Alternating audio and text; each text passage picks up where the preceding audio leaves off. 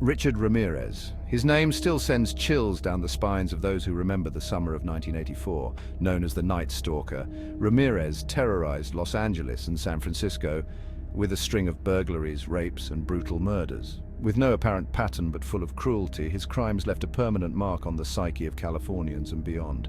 Ramirez's modus operandi was as unpredictable as it was terrifying.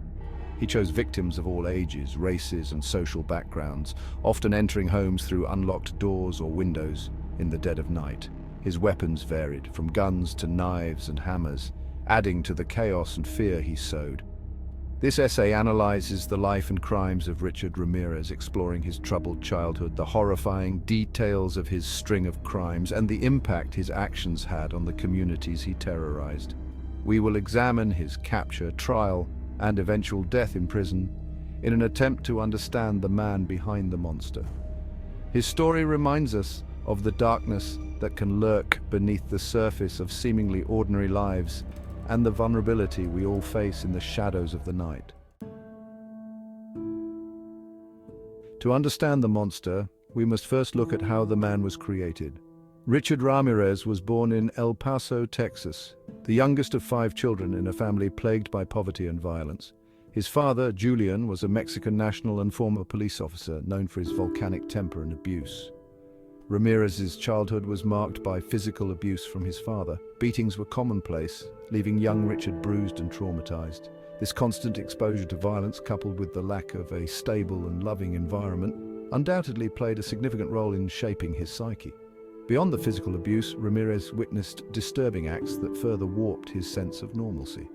One such incident involved his older cousin, Miguel, a decorated former soldier who had returned from the Vietnam War, deeply scarred. Miguel would often brag about the atrocities he committed during the war, showing Richard Polaroid pictures of his victims. These early experiences, steeped in violence and trauma, left an indelible mark on Richard Ramirez. They planted the seeds of aggression and desensitized him to suffering, priming him for the darkness that would eventually consume him. Richard Ramirez's descent into utter depravity began in the summer of 1984. Los Angeles, a city already on edge with the upcoming Olympic Games, became his hunting ground. His first known victim, 79-year-old Jenny Vinkow, was brutally murdered in her own apartment. This marked the beginning of a reign of terror that would last for a year and grip the city in fear.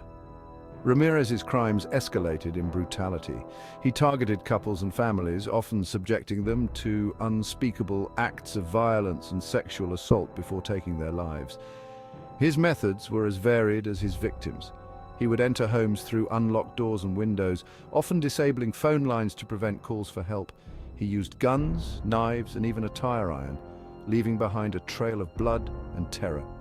With each attack, the legend of the Night Stalker grew, fueled by news coverage and the palpable fear that spread through the streets of Los Angeles. No one seemed safe from his random and merciless attacks, leaving the city on edge, wondering who would be next.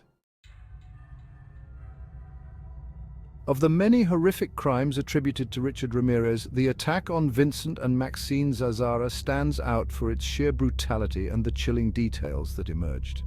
In the early morning hours of March 27, 1985, Ramirez entered the Whittier, Los Angeles home of the Zazara family. He first shot 64-year-old Vincent Zazara in the head with a .22 caliber handgun. He then turned his attention to 44-year-old Maxine, subjecting her to a horrific attack. After shooting her, Ramirez proceeded to mutilate her body, gouging out her eyes and placing them in a jewelry box he took from the house. The Zazara murders sent shockwaves through the community. It wasn't just the level of violence that was shocking, but the discovery of a satanic symbol, a pentagram drawn on the wall with Maxine Zazara's blood, added a new layer of fear and mystery to the case. This macabre detail fueled speculation about Ramirez's motives, painting him as a crazed Satanist in the public eye. The Zazara case became a turning point in the investigation, solidifying the Night Stalker's image as a figure of pure evil in the public imagination.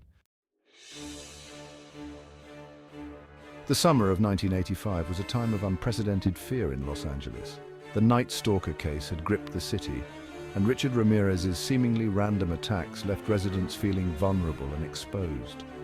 The once vibrant metropolis resembled a ghost town after dark. People were afraid to be alone in their own homes, investing in new locks, security systems, and even firearms for protection. Parents kept their children indoors, and the streets were eerily quiet after nightfall. The media frenzy surrounding the case only amplified the panic. Newspapers ran headlines about the latest attacks, often speculating about the killer's motives and next target. Television news dedicated hours to covering the events, interviewing victims' families and law enforcement officials. The fear extended beyond the immediate victims and their families. It permeated every aspect of life in Los Angeles, creating a climate of paranoia and mistrust.